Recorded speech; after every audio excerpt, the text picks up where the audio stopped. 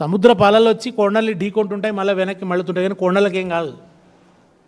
ఇట్లాగే రేవంత్ రెడ్డి చేసేటువంటి ప్రయత్నాలు కూడా ఉద్యమ జ్వాలల్లో కాకలు తీరినటువంటి నాయకులు, తెలంగాణ రాష్ట్ర పునర్నిర్మాణానికి పునాదిరాళ్లుగా నిలిచినటువంటి నాయకులు హరీష్ రావు గారైనా కేసీఆర్ గారైనా ఈ అల్పమైన రాజకీయ కక్షలతో, అర్థం లేని నోటీసులతో వాళ్ళ స్థైర్యాన్ని రేవంత్ రెడ్డి గారు మీరు దెబ్బతీయలేరు.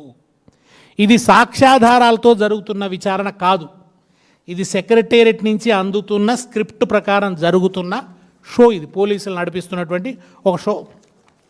రేవంత్ రెడ్డి పరిపాలనలో విచారణ సంస్థలు స్వతంత్రత కోల్పోయాయి, శాంటిటీ కోల్పోయాయి.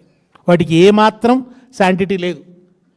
ఈడీ సిబిఐల పరువు మోదీ ఎట్లా తీశారో రేవంత్ రెడ్డి కూడా సిట్లు అనే వాటికి అర్థం లేకుండా చేసినాడు. విచారణ సంస్థలు పూర్తిగా స్వతంత్రత కోల్పోయాయి. ముఖ్యమంత్రి గారు రాసిచ్చిన స్క్రిప్ట్ ప్రకారం ఆయన దావోస్లో ఉన్నాడు, కానీ మెదళ్ళు ఇంకా దయ్యాలే పనిచేస్తున్నాయి. ఆయన బ్రెయిన్ డెవిల్స్ వర్క్షాప్, ఎప్పుడూ ఆ డెవిల్స్ పనిచేస్తూనే ఉంటాయి.